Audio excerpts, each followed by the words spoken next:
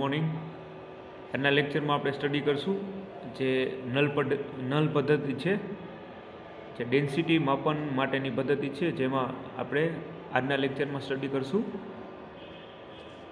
Direct reading method, એટલે કે null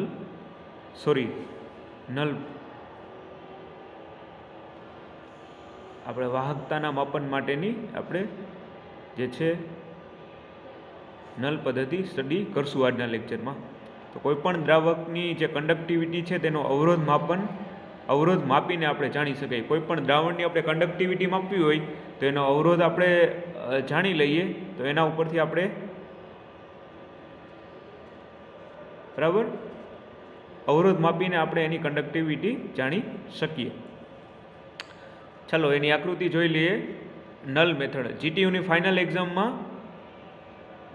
most IMP છે, ઘણી વખત પૂછાતું હોય. સમજાવો નલ મેથડ, વાહકનું માપન નલ મેથડ. તો સૌથી પહેલાં આપણે જોયું કે કોઈ પણ દ્રાવણની કંડક્ટિવિટી તેનો અવરોધ માપીને આપણે જાણી શકીએ. તો એની આકૃતિ છે બરાબર વેસ્ટર્ન બ્રિજ ટાઈપની. એમાં R1, R2, R3 અને RC આપેલા છે. એક ઓસિલેટર એમાં જોડેલો છે. ABCD એ પ્રમાણે નામ આપેલા છે. અહીંયા ઇન્ડિકેટર આપેલું છે. રેડી? વ્યવસ્થિત આકૃતિ જોઈ લો. બરાબર છે? ઓકે, આકૃતિ જોઈ લ્યો. ખાસ આકૃતિ ઉપર ફોકસ વધારે રાખજો. જેટલી આકૃતિ વ્યવસ્થિત દોરશો એટલું વધારે માર્ક્સ મળશે. રેડી? ખાસ આકૃતિ જોઈ લ્યો. બરાબર છે? R1, R2, R3 અને RC આપેલા છે. કંડક્ટિવ, પછી ઓસિલેટર આપેલું છે, પછી કેપેસિટર આપેલું છે અને ABCD એવા નામ આપેલા છે. વેસ્ટર્ન બ્રિજ ટાઈપનું આપણે નલ પદ્ધતિ વાહકતાના માપન માટે, એટલે કે ડેન્સિટી. બરાબર? હવે સ્ટેપ બાય સ્ટેપ સમજતા જઈએ. હવે આ કાર્ય જે વેસ્ટર્ન બ્રિજનો કંડક્ટિવિટીનો સેલ મૂકીને એમાંથી મળતા અનબેલેન્સ વોલ્ટેજ માપીને કરી શકાય, જે નીચેની આકૃતિમાં દર્શાવેલું છે. બરાબર? વેસ્ટર્ન બ્રિજમાં આપણે કંડક્ટિવિટી એમાં સેલ મૂકીને એમાંથી મળતું જે અનબેલેન્સ વોલ્ટેજ હોય એને માપીને આપણે અનબેલેન્સ વોલ્ટેજનું માપન કરી શકાય. બરાબર? એમાં બ્રિજમાં કંડક્ટિવિટી સેલ મૂકીને. હવે એમાં જોઈ લઈએ તો જે દ્રાવણનું પોલેરાઇઝેશન થાય એટલા માટે ડીસીના બદલે આપણે 1000નો આવૃત્તિ દર્શાવતો આવૃત્તિ ઉપર આપણે એસી વોલ્ટેજ એમાં આપવામાં આવે છે. બરાબર? દ્રાવણનું આપણે પોલેરાઇઝેશન થાય એટલા માટે ડીસીના બદલે આપણે 50 હર્ટ્ઝ અથવા તો 1000 હર્ટ્ઝની આવૃત્તિ દર્શાવતો એસી વોલ્ટેજ આપવામાં આવે છે. સામાન્ય રીતે 1000 હર્ટ્ઝ વધારે ઉપયોગમાં લેવામાં આવે છે. બરાબર? આપણે ડીસીના બદલે 1000 હર્ટ્ઝ વધારે ઉપયોગમાં લેવામાં આવે છે એસી વોલ્ટેજ.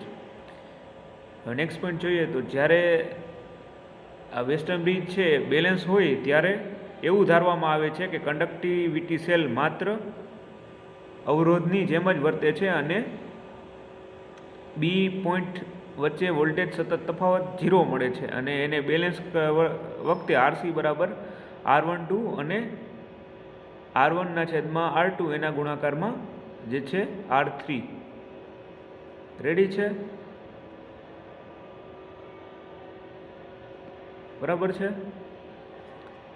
જોઈએ આપણે એમાં કે જ્યારે આ વેસ્ટર્ન બ્રિજ છે બેલેન્સ હોય ત્યારે એવું ધારવામાં આવે છે કે કંડક્ટિવિટી સેલ માત્ર અવરોધની જેમ વર્તે અને બી અને ડી વચ્ચે, અહીંયા જે બી અને ડી વચ્ચે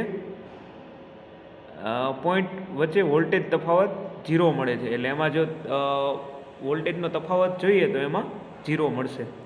હવે બેલેન્સ કન્ડિશન હોય, આખું જે બ્રિજ બેલેન્સ હોય ત્યારે RC બરાબર R1/R2 એના ગુણાકારમાં R3. બરાબર? બેલેન્સ કન્ડિશન વખતે આપણે RC જે છે કંડક્ટિવિટી સેલ એ R1/R2 એના ગુણાકારમાં R3. રેડી? હવે સામાન્ય રીતે R1 અને R2ના ગુણોત્તરની કિંમત 1 રાખવામાં આવે, જેના લીધે માપનમાં આપણે ચોકસાઈ મળે. રેડી? R1 અને R2ની કિંમત 1 રાખવાની, જેથી આપણે જે માપીએ એમાં એકદમ એક્યુરેસી વધારે આવે. રેડી? પોઈન્ટ સમજાઈ ગયો? R1 અને R2નો આપણે જે છે એના ગુણોત્તરની કિંમત 1 રાખવામાં આવે, જેથી એની માપનની ચોકસાઈ વધારે થઈ શકે. હવે કંડક્ટિવિટી સેલમાં પ્લેટ જેવા બે ઇલેક્ટ્રોડ હોય છે, તેમની વચ્ચે દ્રાવણ હોય છે જે એક પ્રકારનું કેપેસિટર બનાવે છે. કંડક્ટિવિટી સેલમાં પ્લેટ જેવા બે આપણે ઇલેક્ટ્રોડ રાખેલા કેપેસિટર બનાવેલા છે અહીંયા, બરાબર બનાવે છે. અને આ કેપેસિટરના અસરને બેલેન્સ કરવા માટે કેપેસિટર સી અવરોધ જે છે R3 ના સમાંતરમાં જોડવામાં આવે છે, અહીંયા દર્શાવેલા મુજબ, બરાબર. કેપેસિટર સી અને R3 બેને સમાંતરમાં જોડવામાં આવે છે. રેડી. કંડક્ટિવિટી સેલમાં પ્લેટ જેવા બે ઇલેક્ટ્રોડ હોય છે જે અને તેમની વચ્ચે દ્રાવણ હોય છે જે એક પ્રકારનું કેપેસિટર બનાવે છે. અને આ કેપેસિટરની અસરને બેલેન્સ કરવા માટે કેપેસિટર સી અને R3 ને સમાંતરમાં રાખવામાં આવે છે, બરાબર. બેલેન્સ કરવા માટે કેપેસિટર સી અને અવરોધ આરને સમાંતરમાં રાખવામાં આવે છે, બરાબર. હવે જ્યારે દ્રાવણની વાહકતા બદલાશે, બરાબર, એમાં જે દ્રાવણ રાખેલું હશે એની વાહકતા બદલાશે ત્યારે વેસ્ટર્ન બ્રિજ અનબેલેન્સ થશે અને વોલ્ટેજ જનરેટ થશે. પરંતુ નલ મેથડમાં આ અનબેલેન્સ વોલ્ટેજ માપવાને બદલે આપણે R3 અને RCની કિંમત બદલવામાં આવે છે, જેના લીધે અનબેલેન્સ થયેલો વેસ્ટર્ન બ્રિજ બેલેન્સ કન્ડિશનમાં આવી જાય. હવે આમાં શું કહેવા માગે છે કે જ્યારે આમાં દ્રાવણની વાહકતા બદલાશે ત્યારે વેસ્ટર્ન બ્રિજ છે એ અનબેલેન્સ થઈ જશે, બરાબર. હવે વોલ્ટેજ જનરેટ થશે, પરંતુ આપણે આ નલ મેથડ છે એમાં અનબેલેન્સ વોલ્ટેજ માપવાને બદલે આપણે R3 અને Cની કિંમત બદલવામાં આવે છે, જેના લીધે અનબેલેન્સ જે થયેલો બ્રિજ છે એ ફરીથી બેલેન્સ થઈ જશે. હવે R3 અને Cની કિંમતમાં કેટલો ફેરફાર કરવાથી અનબેલેન્સ થયેલો બ્રિજ બેલેન્સ થઈ જશે એ માહિતી ઉપરની દ્રાવણની વાહકતા, એ માહિતી ઉપરથી આપણે દ્રાવણની વાહકતા માપવામાં આવે છે. R3 અને R3ની કિંમતમાં કેટલો ફેરફાર કરવાથી જે આ બ્રિજ છે અનબેલેન્સ થયેલો છે એ ફરી બેલેન્સ થઈ જાય એની માહિતી ઉપરથી આપણે દ્રાવણની વાહકતા માપવામાં આવે છે. રેડી, ક્લિયર થઈ ગયું. R3 અને Cની કિંમતમાં કેટલો ફેરફાર કરવામાં આવે જેના લીધે જે અનબેલેન્સ થયેલો બ્રિજ છે એ બેલેન્સ થઈ જાય એ માહિતી ઉપરથી આપણે દ્રાવણની વાહકતા માપવામાં આવે છે. હવે આ પદ્ધતિની ચોકસાઈ એ બાબત ઉપર આધાર રાખે છે કે આપણે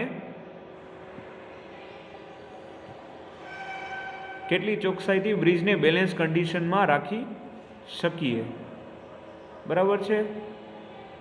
તો આ થઈ ગઈ આપણી જે છે નલ પદ્ધતિ, એટલે કે નલ મેથડ.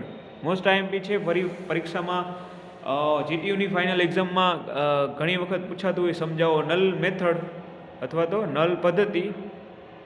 તો આવી રીતે તમારે એક વેસ્ટર્ન બ્રિજ ડ્રો કરી નાખવાનો અને એમાં R1 R2 R3 RCને પેરેલલમાં ગોઠવી નાખવાના. એક કંડક્ટિવિટી આપણે સેલ રાખેલો છે, અરે ABCD એમાં નામ આપેલા છે, અને એમાં ઓસિલેટર 1000 હર્ટ્ઝનું રાખેલું હોય છે. તો એમાં પછી લખી નાખવાનું કે કંડક્ટિવિટી સેલ મૂકીને એમાંથી મળતા અનબેલેન્સ વોલ્ટેજ માપીને આપણે એમાં નીચેની આકૃતિમાં દર્શાવેલું છે. પછી એમાં ડીસીના બદલે 1000 હર્ટ્ઝની આવૃત્તિ આપણે વોલ્ટેજ આપવામાં આવે છે. પછી વેસ્ટર્ન બ્રિજ બેલેન્સ હોય ત્યારે કંડક્ટિવિટી સેલ માત્ર અવરોધની જેમ વર્તે છે અને બી અને ડી પોઈન્ટ વચ્ચે આપણે વોલ્ટેજ તફાવત 0 રાખવામાં આવે છે. અને બેલેન્સ કન્ડિશન વખતે RC બરાબર R1 અને R2ના ગુણાકારમાં R3, જેમાં R1 અને R2ના ગુણોત્તરની કિંમત 1 રાખવામાં આવે જેથી આપણે માપન ચોકસાઈથી થઈ શકે. હવે કંડક્ટિવ સેલમાં પ્લોટ જેવા બે ઇલેક્ટ્રોડ હોય છે અને તેમની વચ્ચે દ્રાવણ હોય છે, એક પ્રકારનું કેપેસિટર બનાવે છે. અને આ કેપેસિટરને બેલેન્સ કરવા માટે આપણે જે છે R3 અને Cને આપણે સમાંતરમાં જોડવામાં આવે છે. હવે જ્યારે દ્રાવણની વાહકતા બદલાય ત્યારે વેસ્ટર્ન બ્રિજ અનબેલેન્સ થાય અને વોલ્ટેજ જનરેટ થાય, પરંતુ નલ મેથડમાં અનબેલેન્સ વોલ્ટેજ માપવાને બદલે આપણે R3 અને RCની કિંમત બદલવામાં આવે, જેના લીધે બેલેન્સ થયેલો બ્રિજ ફરીથી બેલેન્સ કન્ડિશનમાં આવી શકે. હવે R3 અને Cની કિંમતમાં કેટલો ફેરફાર કરવાથી અનબેલેન્સ થયેલો બ્રિજ બેલેન્સ થઈ જાય એ માહિતી ઉપરથી આપણે એની વાહકતા માપવામાં આવે છે. હવે આ પદ્ધતિની ચોકસાઈ એ બાબત ઉપર આધાર રાખે છે કે આપણે કેટલી ચોકસાઈથી બ્રિજને બેલેન્સ કન્ડિશનમાં રાખી શકીએ. બેલેન્સ કન્ડિશનમાં રાખી એના ઉપરથી આપણે વાહકતા માપી શકીએ. તો આ થઈ ગયું આપણું નલ મેથડ, બરાબર, વાહકતાનું માપન માટેની નલ પદ્ધતિ. બીજા લેક્ચરમાં આપણે નેક્સ્ટ લેક્ચરમાં બીજી પદ્ધતિ જોશું.